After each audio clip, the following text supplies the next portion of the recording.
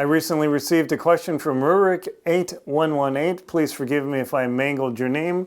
Rurik, here's the question. Any issues with toes requiring trouble with the gaiter setup over your boots, or do I switch to much more insulated design if colder temperatures are expected? Rurik is talking about the video that I did on Two Friends and a Polar Bear, where I talk about the different boots that I use. These are the boots that I skied across to the South Pole and across Greenland. You can see these, and they're super insulated, and they come with a wool cartanker, they call it. It's a Norwegian name, it's kind of different, but it totally works. And I'll have to admit, yes, I had times where my toes were extremely cold. Now, my buddy, Dr. Terry Williams, he had the Intuition liners. Intuition are incredible. They are way better and way warmer than my wool cartankers.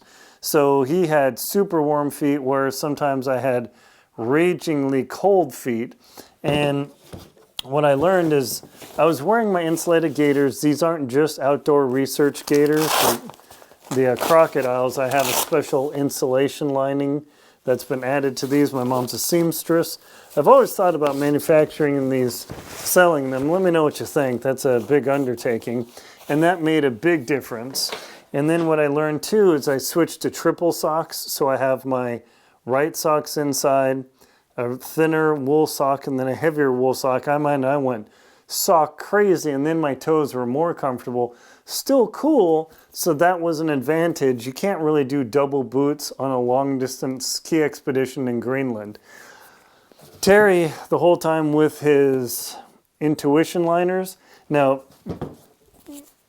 Alpha makes Intuition liners for these, or you can use the wool cartankers. The big problem is when it got warm, Terry's feet swam like crazy. They were sweaty, and he got some blisters. Definitely no bueno there. So that's a tough call, because the Intuition liners are incredibly warm and spectacular when it's freezing, but when the temperatures go up and his feet became sweaty, his feet got torn up. Like when I came off of Mount Elbrus in Russia, the top of my toe got really chewed up because I had my double boots on. It was freezing starting at 10 o'clock at night, or 1 o'clock, or whenever it was. But by the time I was coming down, my feet were overheating, and I failed to tighten up my boots, so I tore up my feet a little bit.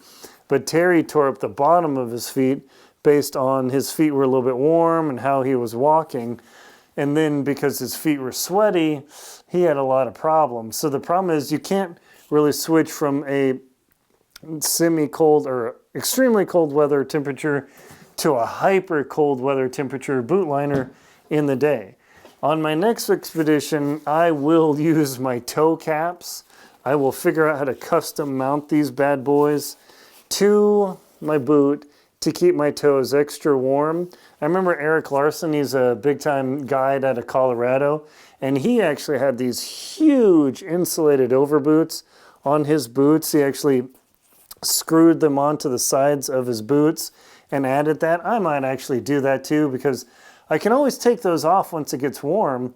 But when he mounted his, he was going to the North Pole, and that's just crazy, miserable, frigid cold the entire time.